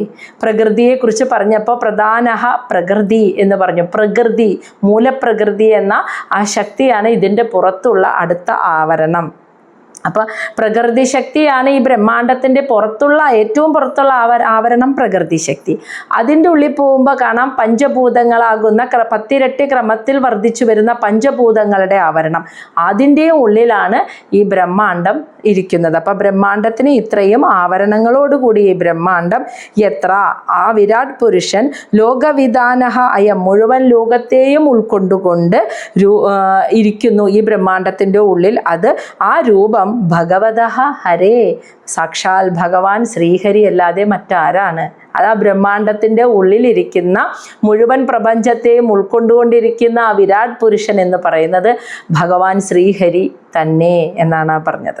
അപ്പോൾ ആ ബ്രഹ്മാണ്ടത്തിന് 2 ആവരണങ്ങൾ. പുറത്തുള്ള ഏറ്റവും വലിയ ആവരണം മൂലപ്രകൃതി എന്ന ശക്തി, അതിൻ്റെ ഉള്ളിൽ 10 ഇരട്ടിയായി ക്രമത്തിൽ വർദ്ധിക്കുന്ന തരത്തിൽ പഞ്ചഭൂതങ്ങളുടെ ആവരണത്തിനും ഉള്ളിലിരിക്കുന്ന ഈ ബ്രഹ്മാണ്ടത്തിൻ്റെ ഉള്ളിൽ മുഴുവൻ പ്രപഞ്ചത്തെയും ഉൾക്കൊണ്ടുകൊണ്ടിരിക്കുന്ന വിരാട് പുരുഷൻ സാക്ഷാൽ ശ്രീഹരി തന്നെയാണ് എന്ന് പറഞ്ഞു കൊടുക്കുകയാണ് അമ്മയ്ക്ക്. അടുത്തത് ശ്ലോകം 53. ഹിരൺമയാത് അണ്ഡകോശാത് ഉത്തായ സലിലേശയാത് തം ആവിശ്യ മഹാദേവഃ ബഹുധാ നിർബിഭേദാഖം. ഹിരൺമയാത് അണ്ഡകോശാത് ഉത്തായ സലിലേശയാത് തം ആവിശ്യ മഹാദേവഃ ബഹുധാ നിർബിഭേദാഖം. അതായത് ഹിരൺമയം സ്വർണ്ണ നിറമുള്ള അണ്ഡകോശാത് ഈ അണ്ഡത്തിൽ നിന്ന് ഉത്തായ ഉണർന്നെഴുന്നേറ്റിട്ട് സലിലേശയാത് കാരണജലത്തിൽ ശയിക്കുന്ന സ്വർണ്ണ നിറമുള്ള ഈ ബ്രഹ്മാണ്ടത്തിൻ്റെ ഉള്ളിൽ നിന്ന് ഉണർന്നെഴുന്നേറ്റിട്ട് തം ആവിശ്യ ആ ഭഗവാൻ അതിൻ്റെ ഉള്ളിൽ ഇരിക്കുന്ന ആ ഭഗവാൻ പറഞ്ഞില്ലേ തൊട്ട് മുന്നത്തെ ശ്ലോകത്തിൽ ഭഗവാൻ ശ്രീഹരി തന്നെയാണ് വിരാട് രൂപനായ ആ ബ്രഹ്മാണ്ടത്തിൻ്റെ ഉള്ളിലിരിക്കുന്നത്. ആ ഭഗവാൻ അതിൻ്റെ ഉള്ളിൽ നിന്ന് ഉണർന്നെഴുന്നേറ്റിട്ട് മഹാദേവ എന്ന് വെച്ചാൽ മഹാദേവനായിട്ടുള്ള ആ ഭഗവാൻ തം ആവിശ്യ ഈ ബ്രഹ്മാണ്ടത്തിനെ പൊട്ടിക്കണമെങ്കിലും ഭഗവാന്റെ ശക്തി അതിൻ്റെ ഉള്ളിലേക്ക് വരണം. അപ്പോൾ ഭഗവാൻ തന്നെ എഴുന്നേറ്റിട്ട് ശക്തിയായിട്ട് ആ ബ്രഹ്മാണ്ടത്തിൻ്റെ ഉള്ളിൽ തം ആവിശ്യ പ്രവേശിച്ചിട്ട് ബഹുധാ നിർബിഭേദ ഗം അതായത് ആകാശം എന്താ പറയുക സ്ഥൂലമായ ആ ആകാശത്തിനെ ഇതിനെ പലതായിട്ട് വിഭജിച്ചു എന്ന് ഈ ബ്രഹ്മാണ്ടത്തിനെ പലതായിട്ട് പലതായിട്ട് നിർബിഭേദ വിഭജിച്ചു എന്ന്. അപ്പോൾ ഈ ബ്രഹ്മാണ്ടത്തിൻ്റെ ഉള്ളിൽ വിരാട് സ്വരൂപനായി കിടക്കുന്ന കാരണജലത്തിൽ ശയിക്കുന്ന ഈ ബ്രഹ്മാണ്ടത്തിൻ്റെ ഉള്ളിൽ വിരാട് സ്വരൂപനായി ഇരിക്കുന്ന ആ സാക്ഷാൽ ഭഗവാൻ തന്നെ അതിൻ്റെ ഉള്ളിൽ നിന്ന് ഉണർന്നെഴുന്നേറ്റ് ശക്തി സ്വരൂപിണിയായി ഈ ബ്രഹ്മാണ്ടത്തിൻ്റെ ഉള്ളിൽ പ്രവേശിച്ചിട്ട് അതിനെ പലതായിട്ട് വിഭജിച്ചു. ആകാശഘം എന്ന് പറയുന്നത് ഇവിടെ ആകാശം എന്ന അർത്ഥത്തിലാണ്. അത് പറയാൻ കാരണം എന്താ? ആകാശം ഒരു ഭയങ്കര വിശാലമല്ലേ, അതിൻ്റെ അറ്റം നമുക്ക് ആ ശൂന്യമായ സ്പേസ് അത്രയും വിശാലമായിട്ടുള്ളതാണ്. അത് നമ്മൾ എവിടെ തുടങ്ങണോ എവിടെ അവസാനിക്കണോ നമുക്ക് പറയാൻ പറ്റില്ല. അതാണ് ഇവിടെ ഖം എന്ന് പറയുന്നത്. ആകാശം പോലെ അത്രയ്ക്കും വിശാലമായ ആ ബ്രഹ്മാണ്ടത്തെ പലതായിട്ട് ഭഗവാന്റെ ശക്തി തന്നെ അതിനെ പലതായി വിഭജിച്ചു. അങ്ങനെ വിഭജിച്ചപ്പോൾ ആ വിഭജിച്ച ഓരോരോ ഭാഗങ്ങൾ വിരാട് സ്വരൂപൻ്റെ ഓരോരോ ശരീരരൂപങ്ങളായിട്ട് മാറിയതാണ്, അവയവങ്ങളായിട്ട് മാറിയതാണ് പറയുന്നത്. ഇവിടെയാണ് അവയവത്തിൻ്റെ സ്ഥൂല രൂപങ്ങൾ, ഇന്ദ്രിയങ്ങളുടെയൊക്കെ സ്ഥൂല രൂപങ്ങൾ. അന്ന് നേരത്തെ പറഞ്ഞ കണ്ണുണ്ടായി ചെവിയുണ്ടായി എന്ന് പറഞ്ഞൊക്കെ തത്വങ്ങളായിരുന്നു. സ്ഥൂലമായ രൂപത്തിൽ ഉണ്ടാകുന്നത് ഇവിടെയാണ്. ശ്ലോകം 54. നിർബിദ്യത അസ്യ പ്രഥമം മുഖം വാണി തതഃ അഭവത് വാണ്യാ വഹ്നി അദോ നാസേ പ്രാണോദഃ ഘ്രാണ ഏതയോഃ. നിർബിദ്യത പിളർന്നിട്ട് ഉണ്ടായി എന്ന് അസ്യ ആ വിരാട് സ്വരൂപനെ പ്രഥമം ആദ്യം മുഖം. അപ്പോൾ ആ ബ്രഹ്മാണ്ടം പലതായി പിളർന്നപ്പോൾ അതിൻ്റെ ഓരോരോ ഭാഗങ്ങൾ ഇനി ഓരോരോ അവയവങ്ങളാവുകയാണ്. അപ്പോൾ ആദ്യം തന്നെ വിരാട് സ്വരൂപൻ്റെ മുഖമാണ് ഉണ്ടായത്, ബ്രഹ്മാണ്ടം പിളർന്നിട്ട് ഉണ്ടായത്. ആ മുഖത്തിൽ എന്താണ് ആദ്യം വന്നത്? വാണി, വായയാണ്, സംസാരിക്കാനുള്ള അവയവമാകുന്ന വായയാണ് ഉണ്ടായത്. തതഃ അതിൽ നിന്ന്, അപ്പം ആ മുഖത്തിൽ നിന്നും ആദ്യം ഉണ്ടായത് വായ എന്ന സംസാരിക്കാനുള്ള ഇന്ദ്രിയമാകുന്ന വായയാണ് അഭവത് ഉണ്ടായത്. ഇനി വായ ഉണ്ടായതുകൊണ്ട് സംസാരിക്കാൻ പറ്റുമോ? ഇല്ല. വായ എന്ന ഇന്ദ്രിയം ഉണ്ടായി. ഇനി അതിനെ ചലിപ്പിക്കാനുള്ള ശക്തി, ഈ നാവിനെ പൊന്തിക്കാനും താഴ്ത്താനും ശബ്ദങ്ങൾ പുറത്തേക്ക് വരാനും വാണീദേവി ആ ശക്തി അവിടെ വരണ്ടേ? അതാണ് പറയുന്നത് വാണ്യ. സംസാരിക്കാനുള്ള അവയവത്തോടൊപ്പം തന്നെ വഹ്നി എന്ന് വെച്ചാൽ അഗ്നി, അതായത് ഈ വായയെ കൊണ്ട് ഈ നാവിനെ ചലിപ്പിക്കുന്ന ആ ശക്തിയായിട്ടിരിക്കുന്നത് അഗ്നിദേവനാണ്. ശക്തി ഇരിക്കുന്നു, പ്രകൃതി ശക്തി. ആ ശക്തി കൊണ്ടാണ് നാവ് ചലിക്കുന്നത്. ആ ശക്തി ആരുടെ രൂപത്തിലാണ് നാവിനെ ചലിപ്പിക്കാനിരിക്കുന്നത്? നാവെന്ന ഇന്ദ്രിയത്തിൻ്റെ, വായ എന്ന ഇന്ദ്രിയത്തിൻ്റെ അധിപനായിട്ട് ആ ശക്തി ഇരിക്കുന്നത് അഗ്നിദേവനാണ്. അപ്പം ആ ശക്തി എന്ന് പറയുന്നത് അഗ്നിദേവന്റെ രൂപത്തിലാണ് അതിനെ നിയന്ത്രിക്കുന്ന ദേവനായിട്ടിരിക്കുന്നത്. അത് അവിടെ ഉണ്ടായി. അപ്പം വായ എന്ന ഇന്ദ്രിയം ഉണ്ടായി. സംസാരിക്കുന്ന ആ ഇന്ദ്രിയത്തിനെ സംസാരിക്കാനുള്ള ശക്തി നൽകുന്ന ആ ശക്തി അവിടെ വന്നപ്പോൾ അതിൻ്റെ അധീശനായിട്ടുള്ള അല്ലെങ്കിൽ അതിൻ്റെ അധിപതിയായിട്ടുള്ള വായയുടെ അധിപനായിട്ടുള്ള അഗ്നിദേവനും അവിടെ ഉണ്ടായി. തുടർന്ന് അധഹ പിന്നീട് നാസിക മൂക്ക് ഉണ്ടായി. അപ്പോൾ മൂക്കുണ്ടായാൽ മാത്രം പോരാ, നാസാദ്വാരങ്ങളിലൂടെ ശ്വാസം ഉള്ളിലേക്ക് വലിക്കണമെങ്കിൽ ശക്തി വേണം. അപ്പോൾ ശക്തിയും വരണം. അതാണ് ആ പ്രാണദഹ. ആ മൂക്കുണ്ടായപ്പോൾ മൂക്കിലൂടെ ശ്വാസം പ്രാണവായുവിനെ ഉള്ളിലേക്ക് വലിക്കാനുള്ള ഗ്രാണ ഏതയോഹോ ആ ശക്തിയെ ഉള്ളിലേക്ക് വലിക്കാനുള്ള ശക്തിയും അവിടെ വന്നപ്പോൾ പ്രാണദഹ പ്രാണവായുവിനെ ഉള്ളിലേക്ക് ആ വിരാട് സ്വരൂപന് ആദ്യം വായ വന്നു, സംസാരിക്കാൻ കഴിവുള്ള വായ വന്നു, അതിന് ശക്തി നൽകുന്ന ദേവനും വന്നു. പിന്നെ നാസാദ്വാരങ്ങൾ ഉണ്ടായപ്പോൾ നാസാദ്വാരങ്ങളിലൂടെ പ്രാണവായുവിനെ ഉള്ളിലേക്ക് വലിക്കാനുള്ള ശക്തിയും അവിടെ ഉണ്ടായി. അപ്പോൾ എന്താ സംഭവിച്ചത്? ആ നാസാദ്വാരങ്ങളിലൂടെ വായുപ്രവാഹം ഉണ്ടായി എന്ന്. അപ്പോൾ മൂക്കിലൂടെ വായുപ്രവാഹം ഉണ്ടായി. ഇവിടെ നമ്മൾ ഭാഗവതത്തിൽ ഒരു കാര്യം മുന്നേ നമ്മൾ കേട്ടിട്ടുണ്ട്. അതായത് വിരാട് സ്വരൂപന്റെ ശരീരത്തിന്റെ ഉത്പത്തി എങ്ങനെയാണോ അതുപോലെ ആയിരുന്നു ഒരു അമ്മയുടെ ഗർഭപാത്രത്തിൽ ഒരു മനുഷ്യൻ, ഒരു കുഞ്ഞിൻ്റെ സൃഷ്ടി നടന്നിരുന്നത് എന്ന്. അപ്പോൾ ആദ്യം മുഖം, വായ, മൂക്ക്, ഇങ്ങനെ എന്നിട്ട് ശ്വാസം വലിക്കുന്നു. അതാണ് ആ ബ്രീത്തിങ് നമുക്ക് കാണാൻ സാധിക്കുന്നത്. ഇത് നമ്മൾ ഭാഗവതത്തിൽ ഇതിനു മുന്നേ നമ്മൾ കേട്ടിട്ടുണ്ട്. അപ്പോൾ ഇതേ രൂപത്തിലായിരുന്നു ഗർഭപാത്രത്തിൽ ഒരു കുഞ്ഞിൻ്റെ വളർച്ചയും സംഭവിച്ചിരുന്നിരുന്നത് എന്നർത്ഥം. അപ്പോൾ മൂക്ക് വന്നു, മൂക്കിൻ്റെ അവിടെ ശക്തിയും വന്നു, ശ്വാസം വലിക്കാനുള്ള ശക്തിയും വന്നപ്പോൾ അവിടെ പ്രാണവായുവിൻ്റെ പ്രവാഹം ആരംഭിച്ചു. ശ്ലോകം 55.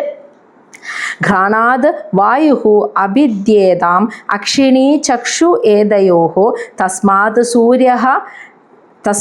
സൂര്യ നിബിദ്യേതാം കർണൗ ശ്രോത്രം തതഃ ദിശഃ. ഇനി ഘ്രാണാത് ആ ഘ്രാണേന്ദ്രിയത്തിൽ നിന്ന് വായു എന്ന ദേവത അഭിദ്യേതാം ഉണ്ടായി. അപ്പോൾ ഈ നാസാദ്വാരത്തിൻ്റെ അവിടെ ശക്തിയായിരുന്ന ദേവൻ വായുദേവനാണ്. നാവിൻ്റെ അവിടെ ശക്തിയായിരുന്ന ദേവൻ, നിയന്ത്രിക്കുന്ന ദേവൻ അഗ്നിദേവനായിരുന്നു. നാസാദ്വാരത്തിൻ്റെ അവിടെ പ്രാണവായുവിനെ ഉള്ളിലേക്ക് വലിക്കാൻ ശക്തിയായിരുന്നത് ആ ദേവൻ വായുദേവനും അവിടെ ഉണ്ടായി. അഭിദ്യേതാം എന്ന് വെച്ചാൽ ഉണ്ടായി. അതിനുശേഷം പിന്നെ വന്നത് അക്ഷിണി, കണ്ണുകളായിരുന്നു. അപ്പോൾ ചക്ഷു ഏരേത, അപ്പോൾ കണ്ണുകൾ ഉണ്ടായപ്പോൾ കണ്ണിന് തുറക്കാനും അടയ്ക്കാനും കാഴ്ചയെ സ്വീകരിക്കാനുമുള്ള ശക്തി അവിടെ ഏതയോഹോ അതിലേക്ക് ആ കാഴ്ച എന്ന ശക്തിയും വന്നു. തസ്മാത് അതിൽ നിന്നും ആ കണ്ണിനെ ആ ശക്തി നൽകുന്ന ദേവൻ സൂര്യ നിബിദ്യേതാം, സൂര്യദേവനും അവിടെ നിബിദ്യേതാം എന്ന് വെച്ചാൽ ഉണ്ടായി എന്ന്. അപ്പം കണ്ണുണ്ടായി, കണ്ണിന് കാഴ്ചശക്തി വന്നു, അതിനെ നിയന്ത്രിക്കുന്ന ദേവൻ, അതിൻ്റെ അധിപതിയായിട്ടുള്ള ദേവൻ സൂര്യദേവനായിരുന്നു. അവിടെ സൂര്യദേവനും ഉണ്ടായി. അടുത്തത് കർണൗ, 2 ചെവികളായിട്ട് ഉണ്ടായി.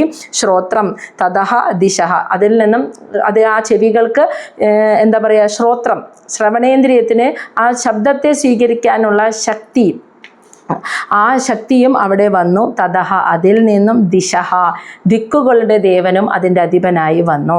അപ്പം ചെവി ഉണ്ടായപ്പോൾ ചെവിക്ക് ശബ്ദത്തെ സ്വീകരിക്കാനുള്ള ശക്തി വന്നു. ഈ ശക്തി എന്ന് പറയുന്നത് ഒരു ദേവൻ്റെ അധീനതയിലാണ് നടക്കുന്നത്. ആ ദേവൻ ദിക്കുകളുടെ ദേവനാണ്. കാരണം ചുറ്റുപാടുമുള്ള ദിക്കുകൾ എന്ന് പറയുന്നത് ആ സ്പേസ് ആണല്ലോ ചുറ്റുപാടുള്ളത്. അവിടെ നിന്നും വരുന്ന ശബ്ദങ്ങളെ സ്വീകരിക്കാനുള്ള ശക്തിയും അവിടെ കിട്ടി എന്നർത്ഥം. അങ്ങനെയാണ് വിരാട് സ്വരൂപന് മുഖത്തിലെ ആദ്യം വായ, പിന്നെ മൂക്ക്, കണ്ണ്, 2 ചെവി ഇവയെല്ലാം ഉണ്ടായി. അതിനുശേഷം ശ്ലോകം 56. നിർഭഭേദ വിരാജഃ ത്വക് രോമ ശ്മശ്രു ആദയ തതഃ ഓഷധഃ ച ആസൻ ശിഷ്ണം നിർഭിഭേദേ തതഃ. അപ്പോൾ നിർഭഭേദ എന്ന് വെച്ചാൽ പ്രത്യക്ഷപ്പെട്ടു. വിരാജഃ ആ വിരാട് സ്വരൂപനിൽ ത്വക്ക്, മുഖമുണ്ടായതിനു ശേഷം വിരാട് സ്വരൂപൻ്റെ ശരീരത്തിലെ ത്വക്കുണ്ടായി. ഈ ത്വക്കുണ്ടായതിനു ശേഷം രോമം, ആ ത്വക്കിൽ രോമങ്ങളുണ്ടായി. ശ്രു താടി, മീശ, രോമങ്ങൾ, മുടി ഇതൊക്കെ ഉണ്ടായി. ആദയ മുതലായവ ഉണ്ടായി. അപ്പോൾ അതിനുശേഷം വിരാട് സ്വരൂപൻ്റെ ശരീരത്തിൽ ത്വക്ക് പ്രത്യക്ഷപ്പെട്ടു. ത്വക്കുണ്ടായപ്പോൾ രോമങ്ങളുണ്ടായി, താടി, മുടി, മീശ ഇവയെല്ലാം അതിൽ നിന്ന് ഉണ്ടായി. തതഃ അതിൽ നിന്ന് ഓഷധഃ ച അസൻ എന്ന് വെച്ചാൽ വൃക്ഷങ്ങളുണ്ടായി. പിന്നെ ശിഷ്ണം ജനനേന്ദ്രിയവും നിർഭിഭേദേ തതഃ അതിനുശേഷം വിരാട് സ്വരൂപനെ ജനനേന്ദ്രിയവും ഉണ്ടായി. അപ്പോൾ വിരാട് സ്വരൂപൻ്റെ ശരീരത്തിലെ ഓരോരോ അവയവങ്ങൾ അവിടെ സൃഷ്ടിക്കപ്പെടുകയാണ്. ഈ സൃഷ്ടി നടക്കുന്നത് ആ പുരുഷൻ്റെ ഇച്ഛയ്ക്കനുസരിച്ച് പ്രകൃതിയുടെ മായയിലെ വ്യതിചലനത്താൽ ഓരോന്നോരോന്ന് വിരാട് സ്വരൂപൻ്റെ ശരീരത്തിൽ അങ്ങനെ ഉണ്ടാവുകയാണ് ചെയ്തത്. ഇത്രയും ഭാഗങ്ങൾ ഇന്ന്. ഇനി നമുക്ക് 57 തൊട്ട് നാളെ നമുക്ക് ഈ അധ്യായം തീർക്കാം.